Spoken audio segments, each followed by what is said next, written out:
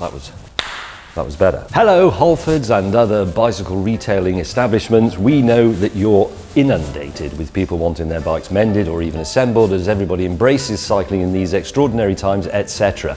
But what if you could put your bicycle together yourself? Well, as it happens, we're going to do exactly that, because this is a bicycle that Tom, the director, has bought for his son Charlie for his birthday. He's very excited.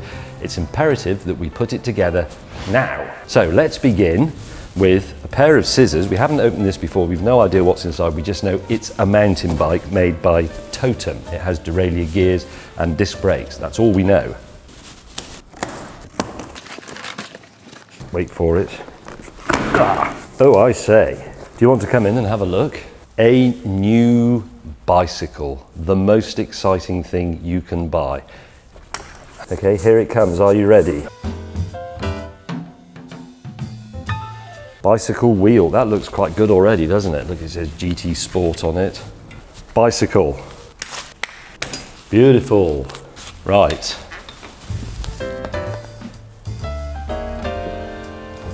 Let's see what's in our box of exciting bits. We get pedals, disc for the front wheel, I'm assuming. Screws, probably for the disc. Bell, brackets, skewer, and an instruction book. Hang on, let me put the children's TV presenter glasses on. Although obviously the manly thing to do is to eschew the instructions and toss them to one side. We will need them because they will have correct tightening torques in them. This is what we need. It's a table of tightening torques. Here is a torque wrench. For those of you who complained that I wasn't using one, yes, obviously I've got one. I've got several. In the last video, I was trying to do a job with the sort of tools most people have in a cupboard under the stairs or under the sink. Most people don't have a £150 torque wrench. Why would they? I do, because I'm a pervert. Beautiful, beautiful, beautiful. Where's my wheel? Get off, you bastard. Nice.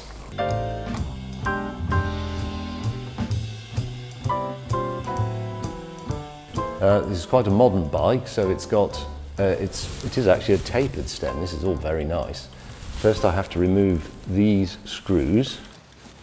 In the world of old-fashioned bikes, you had to thread the handlebars through the stem and then attach all the brake levers, gear levers, bar ends, everything else you wanted. These, you just clamp it straight into position, which is nice because it means if you decide you want to shorten the stem, which is a job with a hacksaw, you can simply lift the handlebars off. You don't have to disconnect any cables or anything like that. I'm amazed it took the bike world as long as it did to think of this. But there you go, and that's now too tight. So we will use the trusted domestic Allen key set.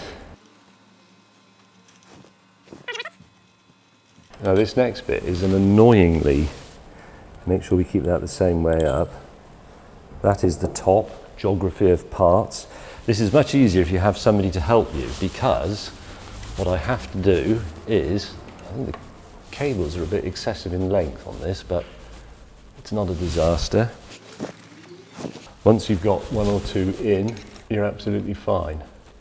I'm not doing them up tight yet before you start into the comment section going, you're not using a torque wrench. I'm going to use it in a minute. I'm merely putting these in loosely so that the handlebars don't fall on my head. It's exciting, isn't it?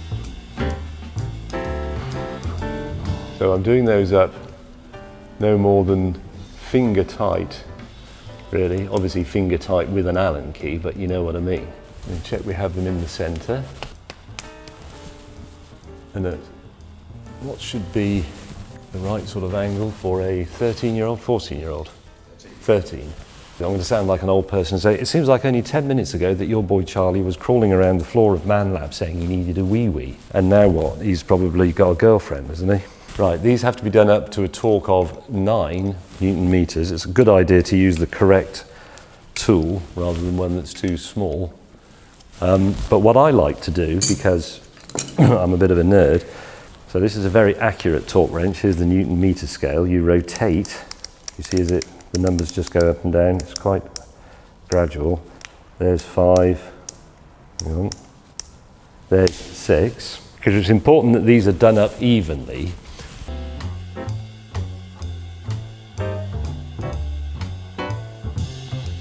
I'm going to be really, really pedantic about this, because the problem with the handlebars, and I've got this on one of my bikes, if they're not evenly tightened up right from the beginning, you end up, when you're pedaling hard, getting a little creak from here. It's a tiny little tick, and it's because it's more loaded at one point than the other. It's not evenly clamped, and we don't like that.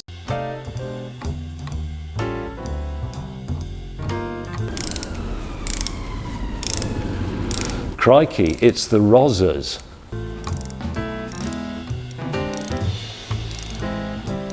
Why do you like bikes, Tracy? It's the most exciting thing you can own, because if you're my sort of age, it was the most exciting thing you could have as a child, the most exciting thing you could ever buy or be given for your birthday. And bicycles are elemental transport. I mean, you don't need any qualification to ride a bike, you don't need any insurance, you don't need to tax it, it doesn't need to be registered, and that's as it should be for all those people who think, no, bicycle owners need to pay insurance and have an MOT. Bollocks. The idea of bicycle is that it's freedom at a most basic level. All you really need is to eat a Mars bar or a couple of bananas. That's your fuel. And what's your take on non-professional cyclists dressing like they're leading the Tour de France? Well, I don't do that. If you're getting back into bikes after a long absence, or even if you've never ridden bikes before, if you're unsure, ride on the pavement. I've been saying this for about 25 years. They do it in Japan, they do it in bits of Germany, they do it all over the continent, as we must now call it. I think it's fine. If you're a nervous biker, you ride carefully and accept that pedestrians have priority. It's okay to ride on the pavement. If you're confident and you want to go quickly and be a proper roadie, ride on the road and take your chances. That seems like a fair deal to me. I was once following a cyclist years ago. I remember writing a column about this, and he was wearing a t-shirt, and on the back it said, "Don't follow me, follow Jesus."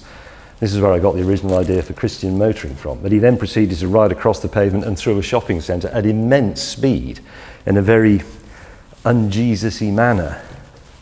So I thought, Jesus would probably want a word with you about that, to be brutally honest. Now we're going to attach the front disc, and again we're going to be very careful with torque, because this is a critical component, and what you don't want to do is warp it or twist it in any way, otherwise it will jam. The clearances are very, very close in the little caliper here, just as they would be on a motorcycle or a car. So that is the disc in place, and we have a packet of screws. Here it is, and these are 6 Newton meters, which doesn't sound like very much, but there are 6 of them. There are now 5 of them, because I've dropped one. Those are the 6 screws that are going to retain the front disc. I'm not actually sure why this bicycle would come without the front disc attached, since it's a rather critical component. The torque is important, and most people at home won't be equipped with something like this. The most important thing to do is reset this whilst you're thinking about it, rather than forgetting and then doing these up too tight. 6 Newton meters. Finger tight first, and we'll follow the same rule of tightening opposites. Down here is a treat for later on, and to distract you whilst I do this, because it's a bit dull, is a couple of Mr. Kipling Battenberg slices. We have no relationship with Mr. Kipling. Well, actually, I don't think we do we? No, we have no relationship with Mr. Kipling. We simply like his cakes. And I recommend Mr. Kipling's cakes of all sorts if you're doing bicycle maintenance. You can set them as an objective. You think, when I've got the front wheel on and all trued up, I'll have that one. That funny clicking noise in the background, by the way, is my Tesla recharging. The onboard charger has a bit of a think now and then and makes a sort of noise. Have you ever had a spectacular bicycle crash? Oh yes. I had a brilliant one when I was about 15. It was a sort of a badge of office to be able to corner your bicycle so hard and at such an immense lead angle that the pedals would hit the floor as you went round the corner. And at first we got to the point where you would deliberately touch a pedal down so you got a little spark off the road. That was cool. And then we had a bend leading onto the road where our house was, in fact, which we called the Fabulous Bend, because it was such a lovely shape, and it went downhill and it turned left, and it was actually slightly cambered, almost like a racetrack. So we used to belt down the hill and then throw the bike into that and get it further and further over every time until your elbow was almost on the deck. And then one day I reached the limit, and the bike went very suddenly from underneath me and then under a car that was coming the other way, and I came out of it miraculously unscathed. I think I sort of grazed my elbow. I was most annoyed about scratching the bar tape on my bike, because I'd only just put it on, and it had cost, 35 pence. In fact, to be honest, there's no point really using the torque wrench for that initial light tighten. Let's just use the Allen key. So I've pulled a muscle in my right arm by doing some weight lifting, which has given me a slight, I've hurt myself there. So it makes everything a bit wobbly. You didn't comment on that, Tom. I'd been doing some weight lifting. I was just too astonished. Was this something to do with your Bundes training that you were doing in Germany? No, it's because I had a stiff back and somebody said, well, actually, if you lift weights, and I've got a couple of sort of 10-pound dumbbells, if you do stand up straight and do basic, you know, those weight lifts every morning, it will actually straighten your back out. And that's what I was expecting to do, but all I've done it actually is hurt my arm. So now I've got like sort of delirium tremens of the right arm as a result of trying to straighten my back out. Okay, 4 Newton meters for the initial tighten. 4, go to the opposite. Now we'll reset it to 6, and I'm going to reverse the sequence. There you go.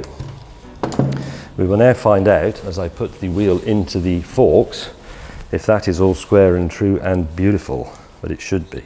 Sorry, you did say please present the wheel, and then obviously by the time it happened, which was more than 30 seconds later, I'd forgotten. There it is. Just give that front axle a quick test. That feels nice. It doesn't feel sloppy. It feels just slightly tight, which is sort of how you want it on a new bike because it will bed in within a matter of 10 miles. You will insert the quick release skewer lever on the disc side. Don't forget the little springs, narrow end inwards. With a bit of luck, nobody has squeezed the brake lever when this was being packaged up. I certainly haven't touched it since we unpacked it. The disc should go between the pads. If it doesn't, we'll have to find a soft item. Yeah, there we go. If it doesn't do that, you need to ease the pads apart. Don't ram a massive screwdriver in there and go, Try and find something, ideally plastic or even a thin piece of hard wood, tapered. One side of a clothes peg does it quite well, I think. Right, good. The disc brake is out of adjustment because the wheel won't turn at all. But that does at least mean the brake is going to work, but that's okay. We can. There's no adjustment left in there. We'll do that in the next episode. I'm completely exhausted and I'd like to enjoy my Mr. Kipling, if I may. See you soon for James builds Tom's son's birthday bicycle, in which we will attach the pedals and the saddle and then move on to final adjustments. Like, comment, go and f*** yourself.